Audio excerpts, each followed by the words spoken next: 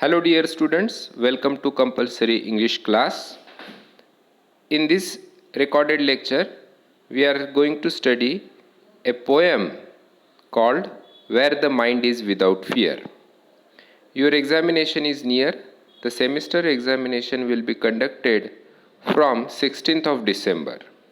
Before that, we need to finish the syllabus of compulsory English. Hence, I shall send you some recorded lectures. Please go through these recorded lectures and study the topic or try to understand the short story or the poem that I teach through these recorded lectures. So we meet online every week on Mondays and Tuesdays at 11:30 a.m. We take online lectures. In addition to these online lectures, I shall send you recorded lectures on the WhatsApp group. These recorded lectures are uploaded on YouTube. So you just click the link sent on the WhatsApp group and you can watch the recorded lecture. So let us start studying Where the Mind is Without Fear. This is the title of the poem. The poem is written by Rabindranath Tagore. But before we start the poem, let me again show you the syllabus for semester 1. We are studying this book. The title of the book is Visionary Gleam. And let me show you the syllabus also, or let me show you the contents page. This is the contents page. That is, this is the or in Marathi we call it as Anukramanika. Now see,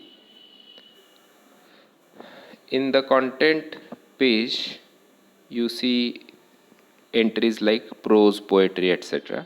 So we have first 4 prose units from prose section for the first semester, and then we have 3 poems from poetry section. In addition to that, we have topics from grammar and communication skill. Okay, so this much syllabus we have for the first semester examination. You have had your first internal examination. तुमची 20 मार्काची पहिली internal examination झालेली आहे. दुसरी internal examination लवकरच होईल किंवा त्याच्यासाठी home असाइनमेंट्सचे topics देण्यात येतील आणि सेमिस्टर एंड एक्झामिनेशन जी 60 मार्काची असेल ती 16 डिसेंबरपासून सुरू होत आहे. 16 डिसेंबरला कंपल्सरी इंग्लिशचा पेपर असेल. मल्टिपल चॉईस क्वेश्चन्स या प्रकारामध्ये एक्झामिनेशन ऑनलाईन घेतली जाईल. जशी पहिली इंटरनल एक्झामिनेशन घेतली गेली होती 20 मार्काची, त्याप्रमाणेच 60 मार्काची सेमिस्टर एंड एक्झामिनेशन घेण्यात येईल. या सेमिस्टर एंड एक्झामिनेशनला सिलेबस कोणता आहे हे मी सध्या तुम्हाला या स्लाईडच्या द्वारे दाखवत आहे. तर तुम्हाला सिलेबस कळाला असेल.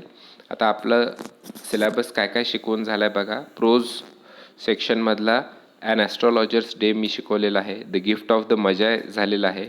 नेक्स्ट युनिट मी जे घेणार आहे ते Karma short story by Khushwant Singh ही शिकवणार आहे.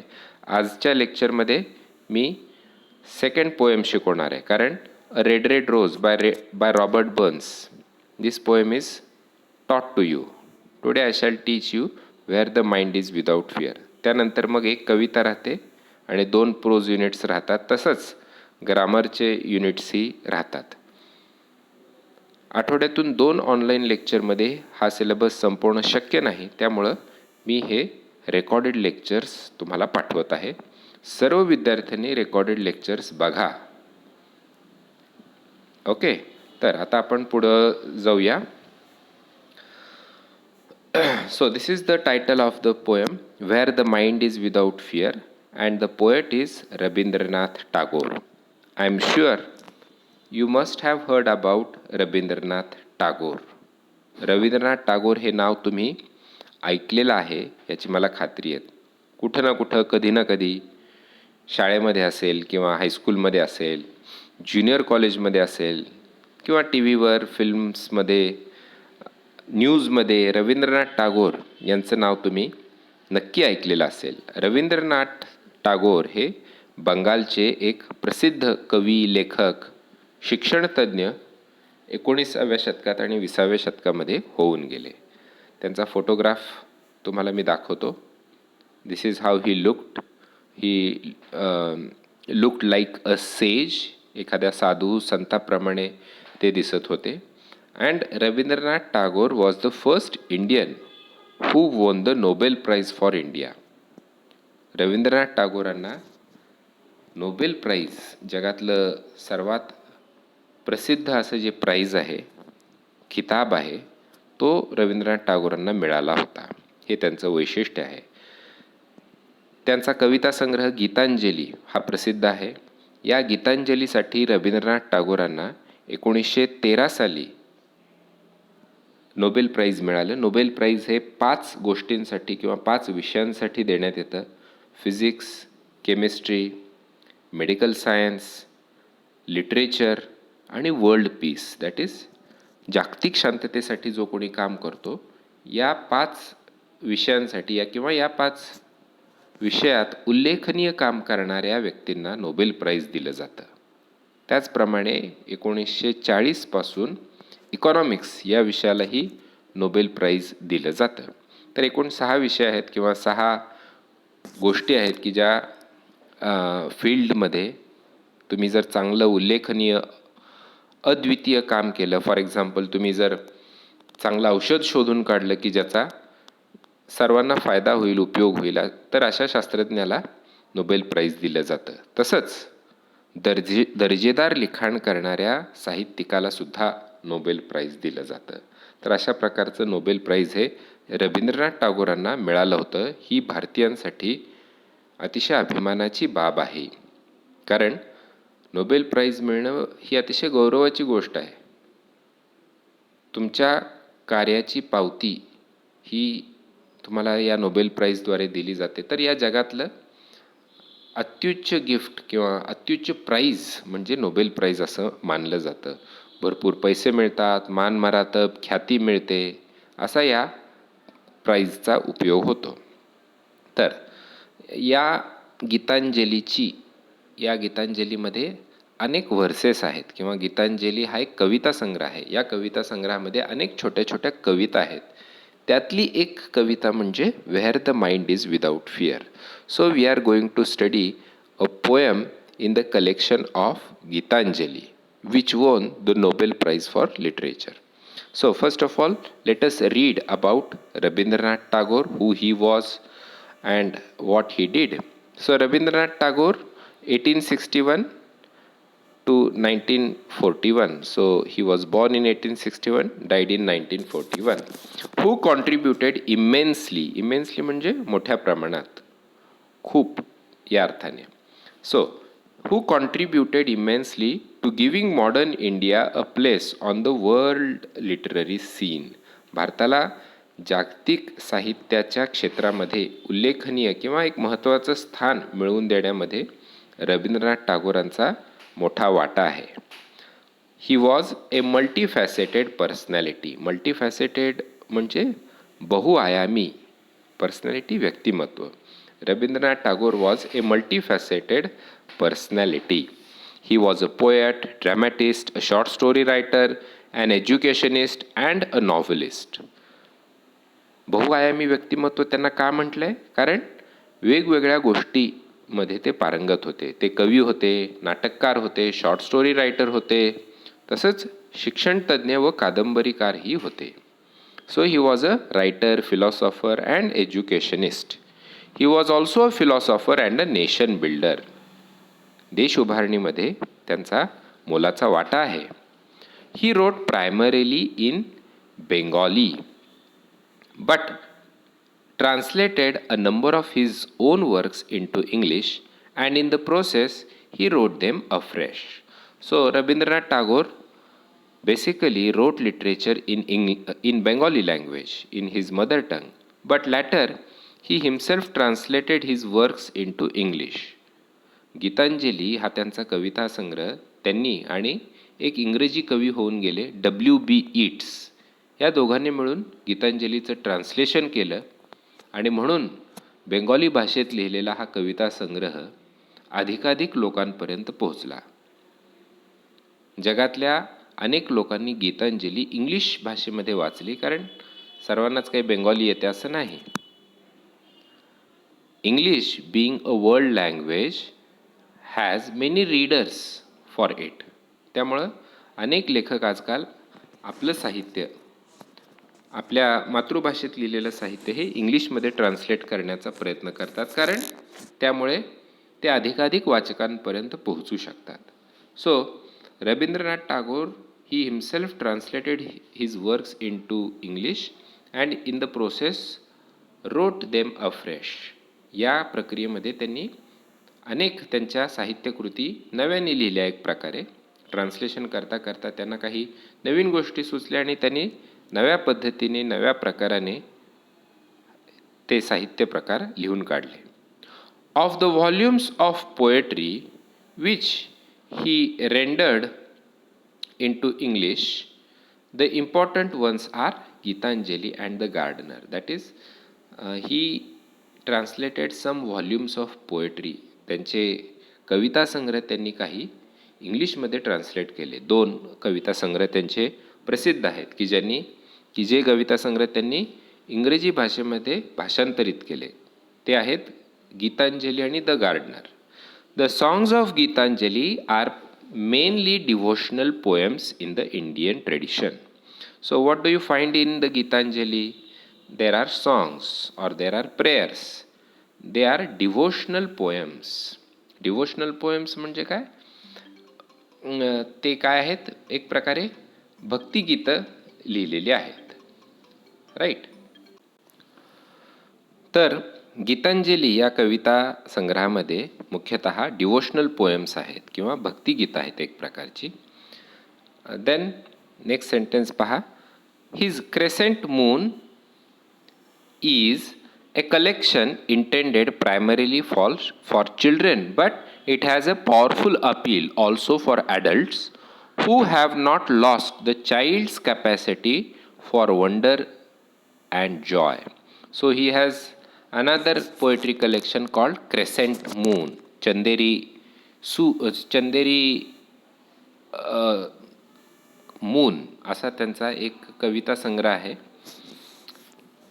तर या कविता संग्रहामध्ये बेसिकली लहान मुलांसाठी त्यांनी कविता लिहिलेल्या आहे. क्रेसेंट चंद्र, चंदेरी चंद्र अशा प्रकारचा तो कविता संग्रह आहे. आणि जरी लहान मुलांसाठी तो लिहिलेला असला तरी ज्या ॲडल्ट्समध्ये किंवा ज्या मोठ्या माणसांमध्ये अजूनही थोडंसं बालपण लपलेलं आहे, अशा ॲडल्ट्सना सुद्धा हा कविता संग्रह भावतो, असा या वाक्याचा अर्थ आहे. Then weight. ओके, येस, आता तुम्हाला स्पष्ट दिसेल. So his crescent moon is a collection intended primarily, मुख्यतः ते कोणासाठी लिहिलेलं आहे? For children, but it has a powerful appeal. Appeal म्हणजे भावणे. कोणाला तो भावतो? तर ॲडल्ट्सना सुद्धा तो आवडतो.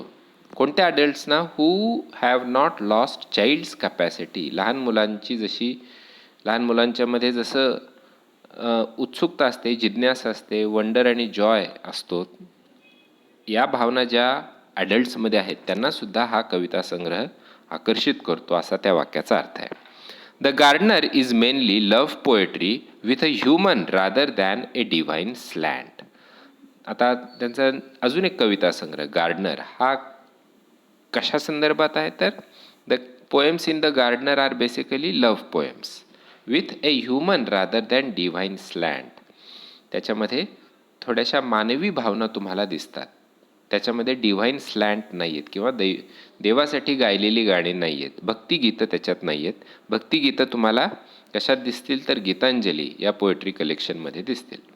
But philosophy is occasionally blended with the riot of romance. या कविता संग्रहामध्ये म्हणजे द गार्डनरमध्ये फिलॉसॉफी आणि रोमान्स या दोन्हीचं ब्लेंडिंग आहे, मिक्सचर आहे. या दोन्ही गोष्टी एकत्र रवींद्रनाथ टागोरांनी मांडलेल्या आहेत.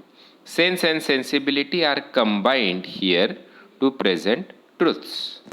Sense and sensibility. सेन्स म्हणजे काय?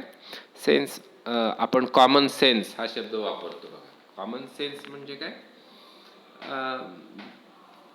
एक प्रकारची कॉमन अंडरस्टँडिंग, जनरल अंडरस्टँडिंग या अर्थाने आपण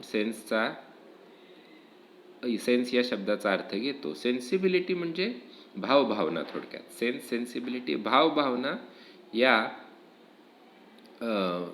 truth, present truths, here to combine here to present truths.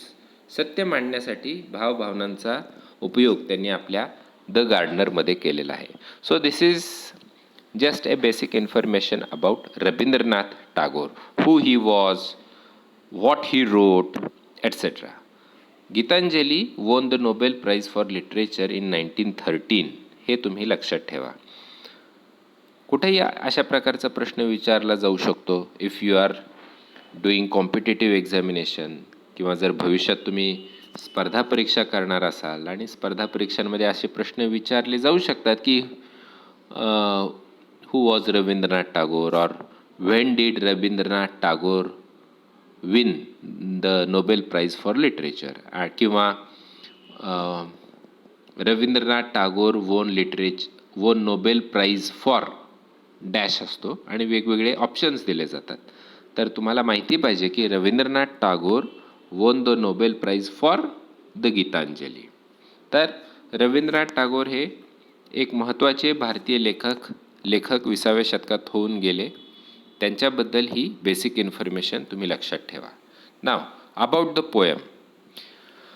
आता अबाउट द पोएम आपण वाचूया. So where the mind is without fear is the 35th poem of Gitanjali is one of Tagore's most anthologized poems. Gitanjali या कविता संग्रहामध्ये एकूण 110 छोट्या छोट्या कविता आहेत. त्यापैकी ही 35वी कविता आहे की जी रवींद्रनाथ टागोरांच्या नावाने किंवा अनेक जे कविता संग्रह प्रसिद्ध असतात, अनेक कविता संग्रहांमध्ये काय असतं, अनेक नावाजलेल्या कवींच्या कविता त्याच्यामध्ये छापल्या जातात, प्रसिद्ध केल्या जातात. तर अशा अनेक जे कविता संग्रह आहेत त्यामध्ये रवींद्रनाथ टागोरांची जर कविता घ्यायची असेल तर अनेक संपादक काय करतात, where the mind is without fear ही कविताच घेतात. So this poem you can find in many poetry collections. It is an expression of the poet's reflective spirit. या कवितेमध्ये काय आहे, पोएटचं किंवा कवीचं रिफ्लेक्टिव्ह स्पिरिट आपल्याला दिसतं. रिफ्लेक्टिव्ह म्हणजे काय, चिंतनशील त्याची वृत्ती यामध्ये किंवा त्याचे विचार आपल्याला या कवितेमध्ये पाहायला ऐकायला मिळतात.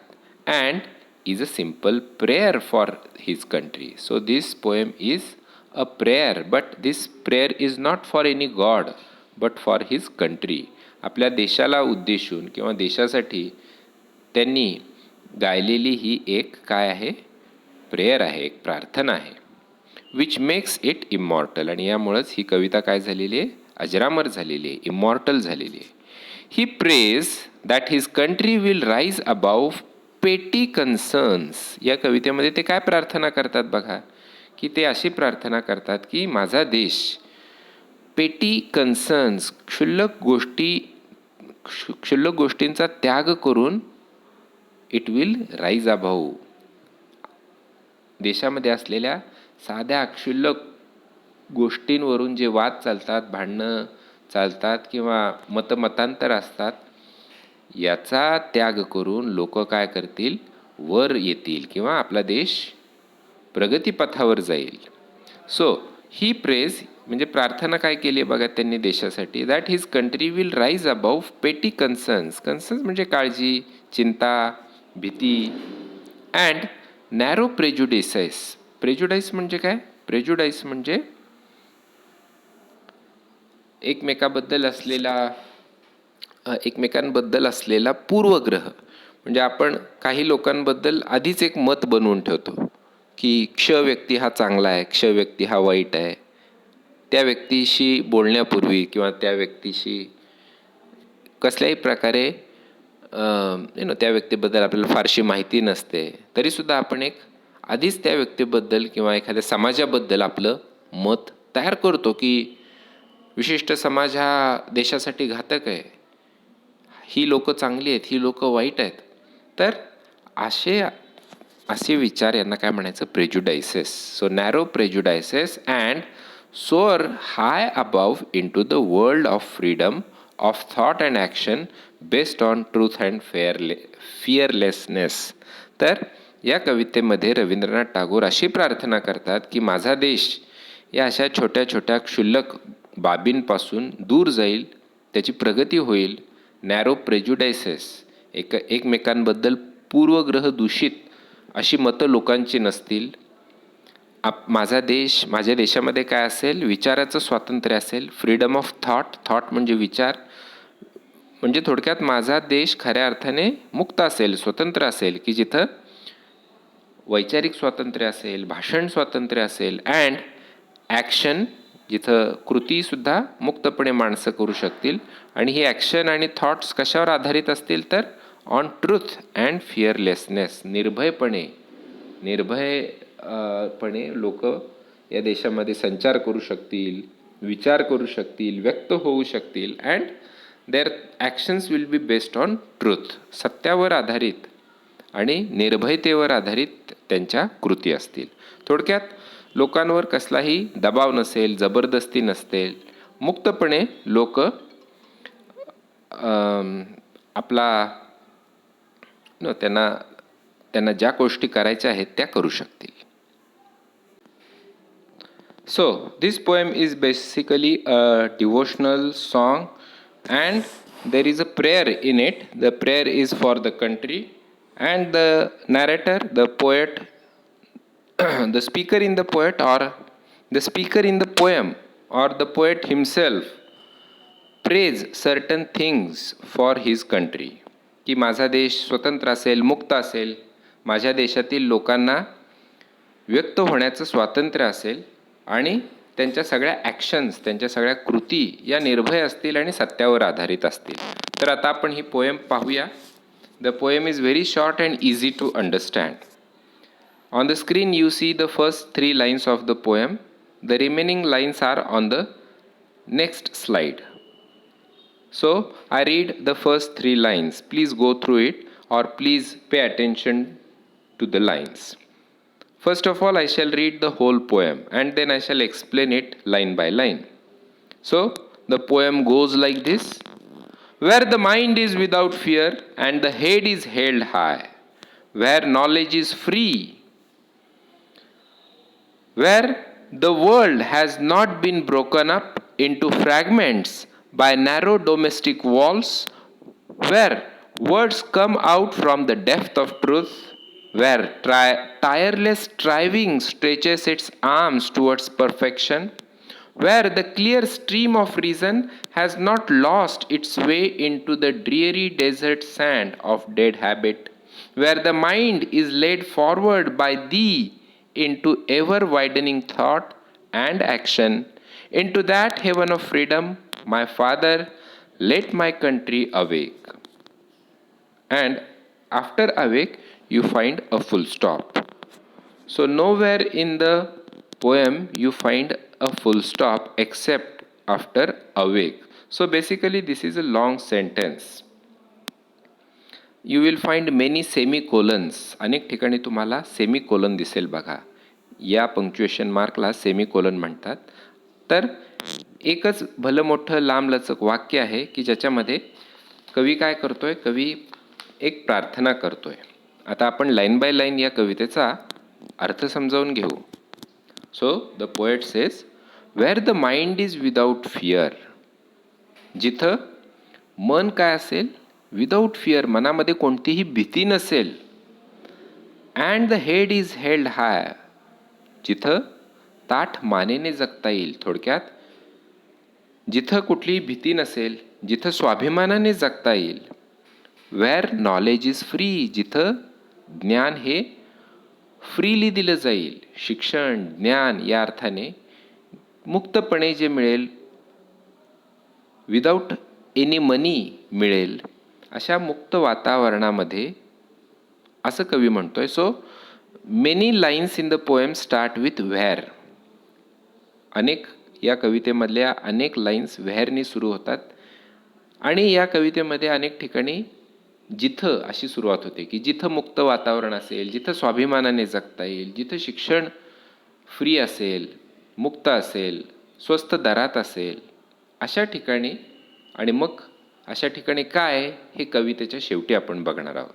तर आता आपण बघूया लाईन बाय लाईन की आपल्या देशामध्ये भीतीचं वातावरण आहे का. बघा तुम्हीच विचार करून.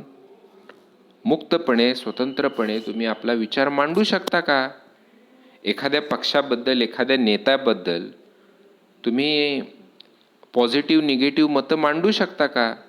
तुम्ही जर एखाद्या नेत्यावर किंवा एखाद्या पक्षावर टीका केली तर तुम्हाला अशा प्रकारे टीका करण्याचं स्वातंत्र्य आहे का.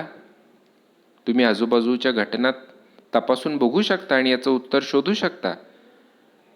एखाद्या व्यक्तीबद्दल तुम्ही टोकाची टीका केली तर तुम्हाला कायदेशीर कारवाईला सामोरं जावं लागतं का. तुमच्या बोलण्यात जर तथ्य असेल, तुमच्या आरोपांमध्ये जर सत्यता असेल तर ते आरोप सरकारकडून, समाजाकडून ॲक्सेप्ट केले जातात का. Then where knowledge is free, शिक्षण मुक्तपणे वाटलं जातं आहे का आज. गरीब विद्यार्थ्याला सहजासहजी शिक्षण मिळतं आहे का.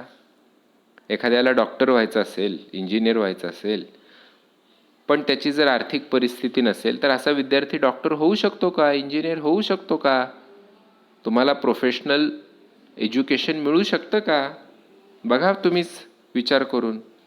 म्हणजे आज मेडिकलला जर जायचं असेल तर मेडिकलची फीसुद्धा अगदी तुम्ही मेरिटनी जरी पास झाला, चांगले मार्क्स मिळाले आणि मेरिटने ॲडमिशन जरी तुम्हाला गव्हर्मेंट कॉलेजला मिळाली तरी तुम्हाला आज त्या विद्यार्थ्याला वर्षाला किमान 1,00,000 रुपये भरावे लागतात. 1,00,000 त्याची फी आहे. गोरगरीब विद्यार्थी अशा तऱ्हेने 1,00,000 रुपये भरू शकतो का. No, we cannot. Then next line बघा. Where the world has not been broken up into fragments by narrow domestic wall. जिथं, पुन्हा इथं वेअरनी सुरुवात झाली. जिथं जग हे काय झालं असेल, जग किंवा देश असाही अर्थ घेऊ शकता तुम्ही. Has not been broken up. Broken up होणे म्हणजे तोडणे, तुटणे, दुभंगणे.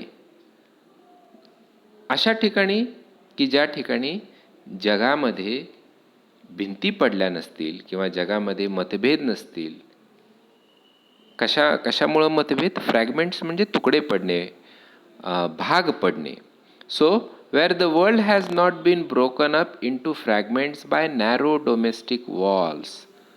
नॅरो डोमेस्टिक, संकुचित मनोवृत्तीमुळं जगामध्ये, देशामध्ये भिंती पडलेल्या नसतील. थोडक्यात लोक एकमेकांपासून वेगळे झालेले नसतील. नॅरो डोमेस्टिक, डोमेस्टिक म्हणजे घरगुती बरं का. वॉल्स भिंती. नॅरो म्हणजे अरुंद असा अर्थ आहे शब्दशः, पण इथं संकुचित असा अर्थ घ्या. संकुचित विचारांमुळं लोक एकमेकांपासून दुरावली नसतील, समाज एकमेकांपासून विभागला नसेल. अशा जगामध्ये काय तर आपण शेवटी पाहू काय आहे ते. सो ही प्रार्थना आहे की मला असं जग पाहायचं आहे, असा देश पाहायचा आहे की जिथं लोक स्वतंत्र असतील, मुक्त असतील, शिक्षण फ्री असेल, जिथं लोकांच्यामध्ये कोणत्याही भिंती नसतील, मनामध्ये कुठलीही अढी नसेल. डोमेस्टिक, नॅरो डोमेस्टिक वॉल म्हणजे काय. आज आपण भारत म्हणून एक आहोत का. आज अनेक वेळा भाषेनुसार एकमेकांमध्ये दरी पाडली जाते. म्हणजे हिंदी भाषिकांवर मुंबईत आक्रमण केलं जातं किंवा हिंदी भाषिकांवर अन्याय केला जातो किंवा जातीच्या नावावर, धर्माच्या नावावर, भाषेच्या नावावर एकमेकांपासून तोडण्याचा प्रयत्न केला जातो.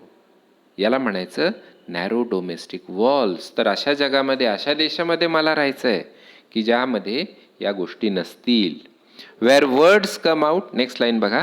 Wear words come out from the depth of truth. जिथं सत्यता असेल, सत्य बाहेर येत असेल किंवा जिथून शब्द कशाच्या मार्फत बाहेर पडत असतील, ट्रुथ, थोडक्यात जिथं लोक सत्य बोलताय, जिथं सत्यता नांदते आहे, अशा जगामध्ये मला राहायचं आहे.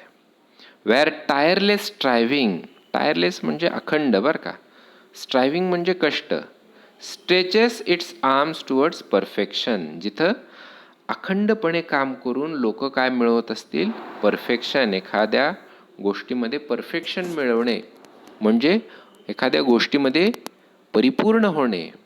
म्हणजे एखादा खेळाडू असेल, तो आपल्या खेळामध्ये सतत प्रयत्न करून जर परफेक्शन मिळवत असेल, एखादा विद्यार्थी, एखादा सायंटिस्ट, एखादा नेता, पुढारी हा आपल्या कार्यात सतत मग्न असेल आणि आपल्या कार्यात तो अत्युच्च शिखर गाठत असेल, अशा ठिकाणी मला राहायचं आहे.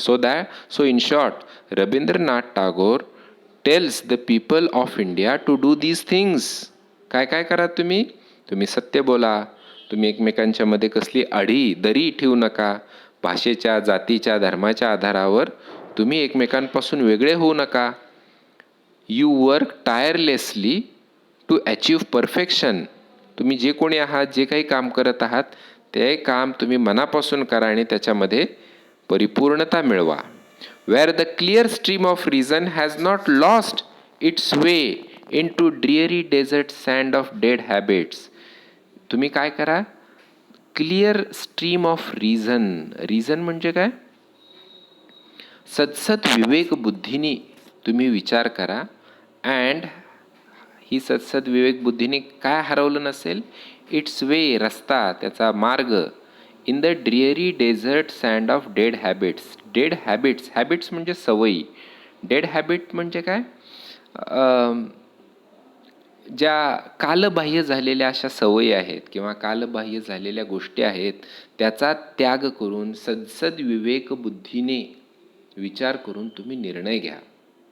So these two lines are poetic and this thought is rooted in these two lines. So the poet says that don't follow the dead habits, don't follow the habits which are not useful today. अशा अनेक सवयी आपल्यामध्ये असतात की पूर्वी त्या गोष्टी केल्या जायच्या. फॉर एक्झाम्पल, मुलींना शिकवू नका, स्त्रियांना शिकवू नका. कालबाह्य झालेला विचार आहे तो. आज तुम्ही जर अंमलात आणला तर तुम्ही काळाच्या खूप मागे राहाल. तर अशा अनेक गोष्टी आहे की स्त्री शिक्षण, बालमजुरी, विधवा विवाह या गोष्टी आता समाजाने ॲक्सेप्ट केलेल्या आहेत, कारण ती काळाची गरज झालेली आहे. तर you give up the dead habits. जुने पुरातन विचार, पुरातन तुमच्या सवयी, कालबाह्य झालेल्या सवयी, याचा तुम्ही त्याग करा आणि काय करा? सदसद विवेक बुद्धीवर आधारित असे तुमचे विचार असू द्यात आणि कृती असू द्यात. देन नेक्स्ट लाईन बघा. Where the mind is led forward by thee into ever widening thought and action. तर या कवितेमध्ये तुम्हाला रन ऑन लाईन दिसेल बघा. काय म्हणायचं त्याला? Run on line. Run on line म्हणजे काय? की 2 लाईन्स तुम्हाला कंटिन्युअसली वाचायचे आहेत. फॉर एक्झाम्पल, या 2 लाईन्स बघा. तर रन ऑन लाईनमध्ये 2 ओळी तुम्हाला पटपट आणि सलग वाचाव्या लागतात, तरच त्याचा अर्थ समजतो. फॉर एक्झाम्पल, दीज 2 लाईन्स कशा वाचणार? So I read it for you. Where the clear stream of reason has not lost its way into dreary desert sand of dead habit. म्हणजे लॉस्ट नंतर तुम्हाला लगेच पुढचा शब्द म्हणजे इट्स वाचावा लागतो, बरोबर? तर या 2 लाईनचा एक प्रकारे एक गट आहे, एक ग्रुप आहे. अशा 2 लाईन्स तुम्हाला वाचायच्या आहेत. पण काही ठिकाणी मात्र एक सिंगल लाईन वाचून थोडंसं थांबायचं आहे. For example, this line. Where words come out from the depth of truth, here you take a short pause because there is a punctuation mark, semicolon here, so you are asked to stop. अशा प्रकारे जर तुम्ही कविता वाचली तर तुम्हाला ती समजेल. तसंच बघा या स्लाइडवरच्या पहिल्या 2 lines. Where the word has not been broken up. Broken नंतर डायरेक्ट तुम्हाला पटकन पुढचा वर्ड अप हा वाचायचा आहे. सो ब्रोकन अप ही एक फ्रेज आहे. So where the world has not been broken up into fragments by narrow domestic walls. असं जर तुम्ही वाचलं तर तुम्हाला त्याचा अर्थ समजेल. तर आपण पुढच्या लाईन्स बघू. Where the clear stream of reason has not lost its way into the dreary desert sand of dead habit. पुढची लाईन बघा. Where the mind is led forward by thee into ever widening thought and action. जिथं mind मन हे काय आहे, is led forward by thee. जिथं मन काय करेल, तुम्हाला पुढं जायला सांगेल. Into the ever widening thought and action. जिथं कृती, ॲक्शन म्हणजे कृती, थॉट म्हणजे विचार, ॲक्शन आणि विचार आणि आचार, ॲक्शन आणि थॉट याच्यामध्ये फरक नसेल किंवा याच्यामध्ये दरी नसेल, अशा प्रकारे मन किंवा अशा प्रकारे मनाने तुम्हाला पुढं घेऊन जावं किंवा थोडक्यात अशा प्रकारे लोकांची वागणूक असावी. म्हणजे एका बाजूला म्हणायचं भ्रष्टाचार करू नका, दुसऱ्या बाजूला स्वतःच भ्रष्टाचारी असायचं. म्हणजे विचार वेगळे आणि कृती वेगळी. अशा प्रकारचं समाज, अशा प्रकारची व्यक्ती आपल्याला नको आहे. So where the mind is led forward by thee into ever widening. Widening शब्द आहे बरं का. वायडन करणे म्हणजे दूर जाणे, एकमेकांपासून अलग असणे, वेगळे असणे, दरी असणे एकमेकांच्या मध्ये, अशा अर्थाने. सो थॉट अँड ॲक्शनमध्ये दरी नको, एकमेकांपासून ते फार दूर नकोत. जसे थॉट्स आहेत तशीच ॲक्शन असावी आणि जी ॲक्शन आहे त्याच्यावरच आधारित विचार असावेत. Into that heaven of freedom my father let my country awake. These are the last 2 lines. अशा स्वर्गामध्ये किंवा असं जर झालं तर माझा देश काय होईल, एक प्रकारे हेवन होईल. हेवन ऑफ फ्रीडम, स्वातंत्र्याचा तो एक स्वर्ग असेल. Into that heaven of freedom my father. इथं बघा फादर मधला एफ कॅपिटल आहे, because father is refer to God. देवाला संबोधलेलं आहे, गॉड म्हणून फादर म्हटलेलं आहे. आपल्या सर्वांचा पिता फादर म्हणजे God. Into that heaven of freedom my father let my country awake. अशा वातावरणामध्ये किंवा अशा प्रकारच्या स्वर्गवत स्वातंत्र्यामध्ये माझ्या कंट्रीला जाग येऊ दे. म्हणजे अवेक होणे म्हणजे जाग येणे. म्हणजे माझी कंट्री, माझा देश हा पारतंत्र्यात आहे, पण या पारतंत्र्यातून त्याला आता मुक्त कर. माझ्या देशाला पारतंत्र्यातून मुक्त कर. आणि माझा स्वतंत्र देश हा कसा असेल तर या गोष्टींवर आधारित असेल. म्हणजे जिथं आचार विचारांना स्वातंत्र्य असेल, जिथं शिक्षण स्वस्त असेल किंवा मुक्त असेल, जिथं लोकांच्या मध्ये दरी नसेल, भेदभाव नसतील, एकमेकांच्या मध्ये आढी नसेल, जिथं लोक सतत कार्यमग्न असतील, कष्टाने एखाद्या गोष्टीमध्ये परफेक्शन मिळवतील, परिपूर्णता मिळवतील, जिथं लोकांच्यामध्ये सदसद विवेकबुद्धी असेल, गतकाळातल्या ॲक्शन्स किंवा गतकाळातल्या सवयी, वाईट सवयी ज्यांनी त्यागलेल्या असतील, अशा देशामध्ये, अशा समाजामध्ये माझ्या देशाचा किंवा माझ्या स्वतंत्र भारताचा उदय होऊ दे. अशा प्रकारे ही एक प्रार्थना गुरुदेव रवींद्रनाथ टागोर देवाला उद्देशून करतायत. म्हणजे ही प्रार्थना देशासाठी आहे, देशातल्या लोकांसाठी आहे आणि ज्यामध्ये रवींद्रनाथ टागोर अशा प्रकारचे विचार मांडतायत. So here the poem ends and the title of the poem is Where the Mind is Without Fear. The title of the poem is taken from the first line of the poem, Where the Mind is Without Fear. So I hope you have understood the poem. ही कविता काय आहे, काय याच्यामध्ये विचार कवीने मांडलेले आहेत हे तुम्हाला समजलं असेल. So we stop here. We will meet on Monday for our online lecture. Thank you for listening to the lecture. I stop here.